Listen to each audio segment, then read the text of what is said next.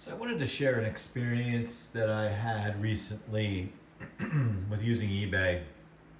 And I know it's a market, right? So people will put items up there for sale that they feel they can sell, right? And if someone buys something on there, there's a market for such item, regardless of the price. Let's just take a box fan, right? Say it's a vintage fan. Say it's a P23, or yeah, let's just say it's a P23. If it's on there for 50 bucks, $75, it likely will sell at some point.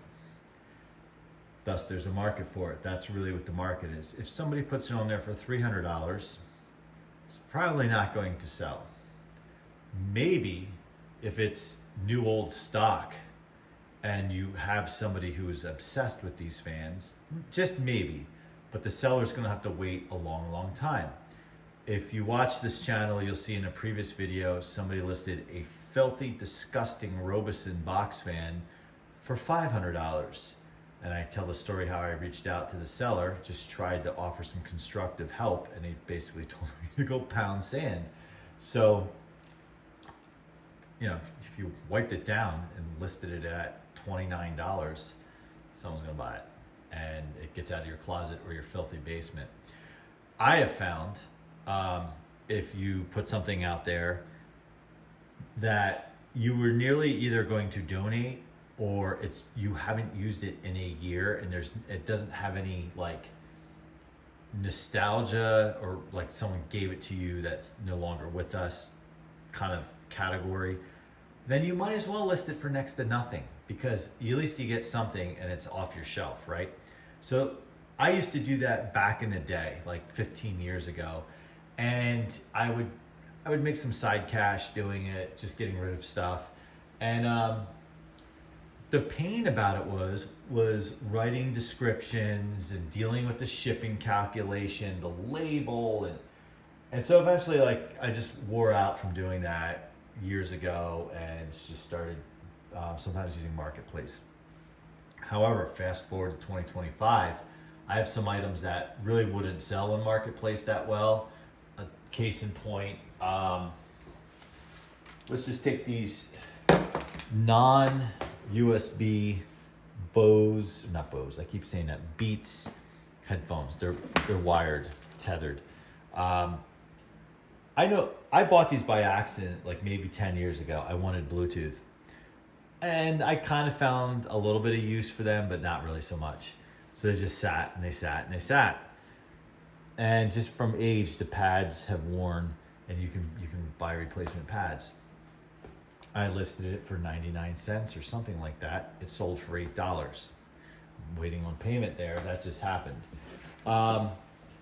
Other examples is if you follow the channel and you saw that I put oscillator fan on there, early 80s Lasko model, which turned out to be fairly rare thanks to a lot of collectors chiming in on that video, or the checkout video of the fan itself. That went to another collector through eBay. I believe that I listed for 99 cents. It sold for $52. So the market kind of set itself. I put a super low price because I didn't want to rip anyone off. I wanted to find it a good home, just plus shipping. And the collectors who are out there, someone felt it was worth $52 with the bidding. Awesome, and it got a good home. And I really, again, wasn't looking to make money. I mean, money's nice, don't get me wrong. But my time of going, packaging it, clean the fan, going to actually pick up the fan to get it in the first place. So it probably all balances out in the end. So the point of this video is I just wanted to talk about, I know we joke amongst us about ripoff, and yeah, eBay does serve a purpose, but lately I've been trying to declutter. Not that I have a ton of clutter, but just really go back to the rule I had. If I have something that it's not something that I say is that I'm collecting, right? Collections are different because you may not use something in your collection for more than a year or whatever. I'm just talking about regular items that if I don't have a purpose for it or use it within a year, I try to part ways with it. That used to be the rule I set for myself. And with renters coming into the condo location, I had some items like that here. Certainly wanted to see what I could do. So this sold. The other item I had, and I did a checkout video on a bunch of Ring cameras. This random, I think this is a conference room camera that I might have somehow inherited from my old work. And I put the rings on, see, I was stupid with the rings. I put the rings on Marketplace. I think it was 4 or 3 cameras. I don't recall. I think it was 3. And I listed them all for $20. And people were like, is it $20 each? Are you sure? Like it's 20 for all? I easily could have sold them for $20 each. But again, it was in a bag, a shopping bag in the bottom of the closet. And I got 20 bucks. Someone came to the door. They Venmo'd me the money. We were good. So this, I have to list. I'm going to list it for 99 cents. I don't have any of the wires for it. But if somebody has this and like theirs failed and they have the wires for it and they're like, this is perfect. This is what we need. There is a market out there is what I'm saying for more stuff than you think. So there's that. And that's going to go up there. The other item I have, so I have this Timex watch, right? Timex, yep. Am I holding it upside down? Or Citizen. It's not even a Timex. Whatever. Blurry. I used to think this was such a good looking watch. I still think it is. Oh wow, it's working. Is it actually telling the time? It is telling the time. I may not sell it then. So this is what they call Eco Drive. So it's solar driven. And it uses radio signal to actually tell the time. My goodness, I can't believe it's working. I'll tell you the story on that. And so that is working. And so I got that in brand new. I bought that in 2010. So it's 15 years old. I bought it, I forget where I bought it. I think in Burlington, Massachusetts, like in the store. And I used to wear it. I used to think it was dressy and fancy. And I'll tell you what I paid. I don't mind saying. I paid just about $500 for that brand new, I believe. I wanted like a nicer watch, and I was just kind of coming up in my business career at that point, and I just was trying to, for what inexperience I had, kind of look the part. You know, you try to do all these things, and it was a special occasion. I had it was a special occasion at the time, and I was gifted some money as part of that occasion. So I went ahead and got myself a watch because I felt like I needed a good watch because I was using horrible watches. Now, you know, I'm using, someone's calling me. Just turn that over. Ironically, someone's calling me. Now, like, and I'm going to get probably slain in the comments, especially if I know one in particular person is watching. I have a smartwatch, and I mainly use it for my fitness. That's really the whole point of it for me, my fitness. So because of that, I don't wear anything else now. And I haven't worn this watch in probably 7 or 8 years. And it was dead. Like I really thought the Eco Drive, I thought it was burned out, and I was going to put it for 99 cents on eBay for parts. That's how I was going to list it, for parts. But here it is. I left it in the window of the condo location for 4 or 5, like basically all winter, because I think I did a checkout video or something at some point with this, and I just threw it in the window. And I was cleaning the windowsills, and I took it down. I was like, I should just throw this up there. But this is the time right now. Is the date correct? Yes, the date is correct. Wow. How about that? Maybe I'll see if Eddie wants it, although he wears a smartwatch too. But he doesn't use it for fitness. He uses it because it's cool. It's a gadget, right? So I should imagine because this functions, it may fetch a little more cashola. So we'll see. We'll see on that. The other item, I feel like this is the Home Shopping Network. I have a few more items. So books. If you follow the channel, I've been doing this little series on book reports. I do enjoy reading. And I go to bed so early every night that I don't often read every single night.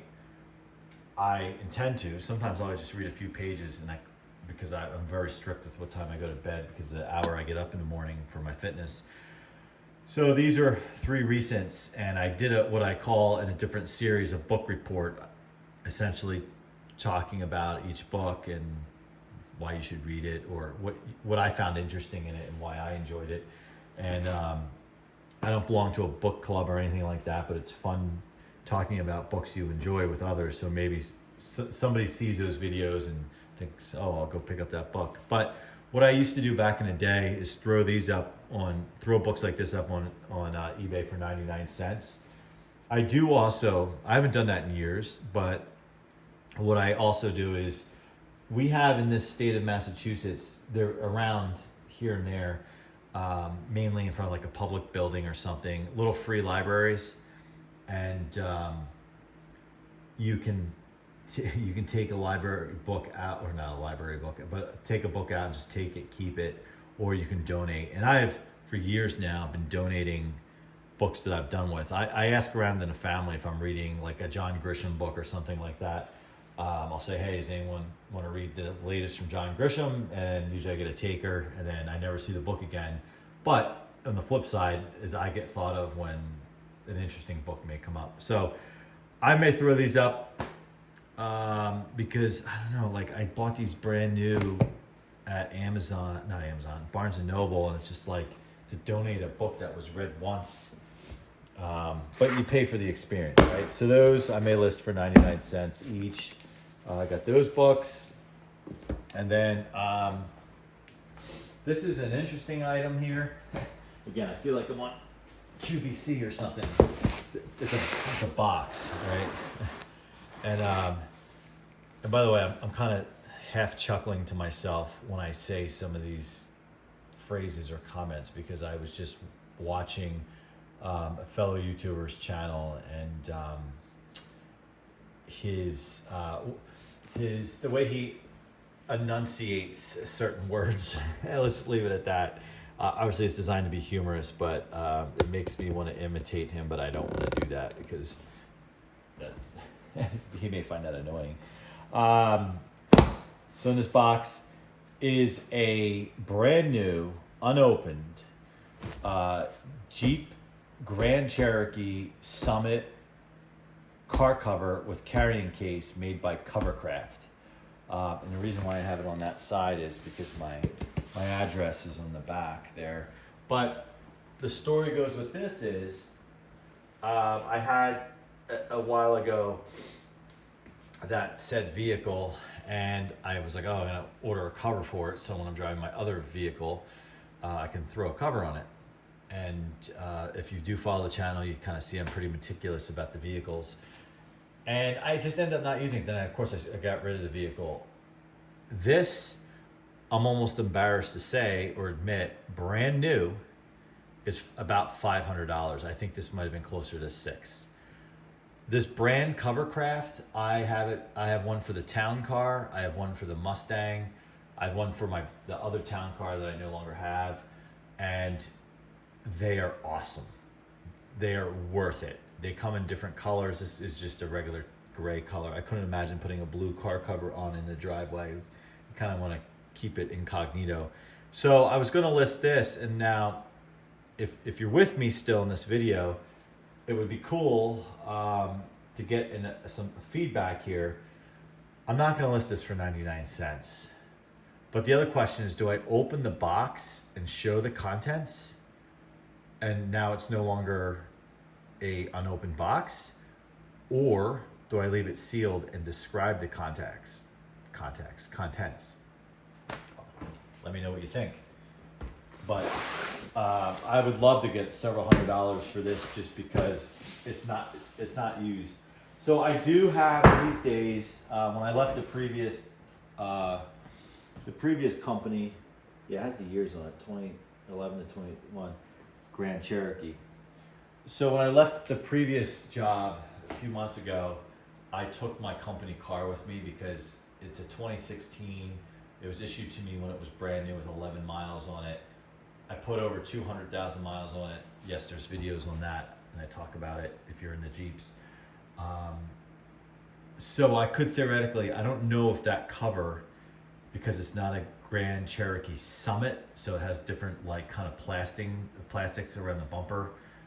I don't know if it would fit properly or not. So, and plus the Jeep I have now is, you know, it's like a work vehicle. Like I'm not looking to keep it showroom. I mean, I keep it really nice, but you know, it has its earned its wear and tear, and it's not like the Lincoln or the Mustang where I'm trying to keep it super perfect.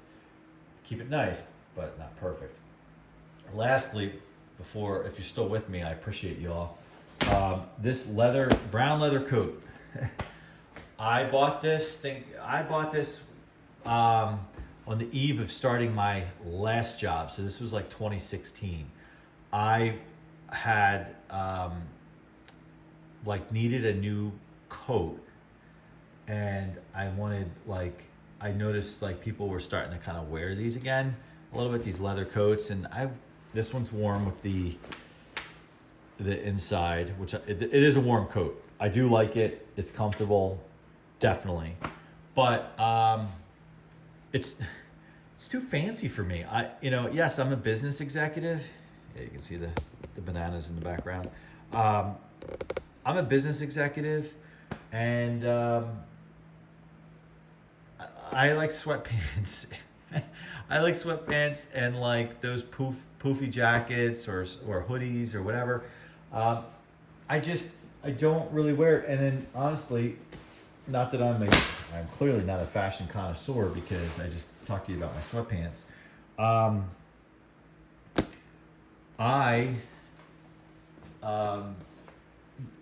Again, not as a fashion connoisseur, but when I wear something like this, I'm self-conscious and say, well, I can't wear black shoes. I have to wear brown shoes. I have one pair of brown shoes and they're like, kind of like old. So it's like, well, I'm not going to buy new brown shoes to wear with this. Or if I am at one of the other locations and I have my brown shoes, which I do like those brown shoes. They're very comfortable because they're old. But I'm like, oh, I don't have the brown coat with me. Oh, I'm bringing the brown shoes. Do I need to pack the brown coat? It's just ridiculous. It's silly. So I think I wore this like maybe once this last winter season, once, maybe twice, and just to wear it. Like, I made myself take it out of the closet and throw it on the chair so I would remember to wear it. So there's this. I have no idea what the list is for. I would probably put it on for 99 cents. I don't even remember what I paid for it. Several hundred. I feel like it's kind of a waste. It's in really good shape. Such good shape, but I'm just not going to wear it. If it was black, I might keep it, but... So that's it. Again, if you're still with me, thank you. Thank you. While I talk about items that we're going to be selling on eBay. See if we can zero in on that. So you're just not staring at the counter. No, I'm not selling bananas on there. And then the background, what you do see is, if you follow the channel and watch the project on restoring the screen of that Toshiba laptop that Eddie and I did, we went ahead and bought a new battery for it. And I think it might be new old stock, I don't know, but new old stock, depending on how old the battery is. I don't know what kind of condition the battery will be in. This is just, I shouldn't say replace the screen, replace the keyboard. It's the old one. And it works perfectly, except I have to keep it plugged in now because the battery's toast, the original battery. So we will, I'm not doing a good job with the camera here. We will do a little video of replacing the battery. That'll probably be a video that Eddie will do. Maybe we'll work on that this weekend since he did such a great job with replacing the keyboard. It's something neither one of us has ever done, and Eddie's 13 years old.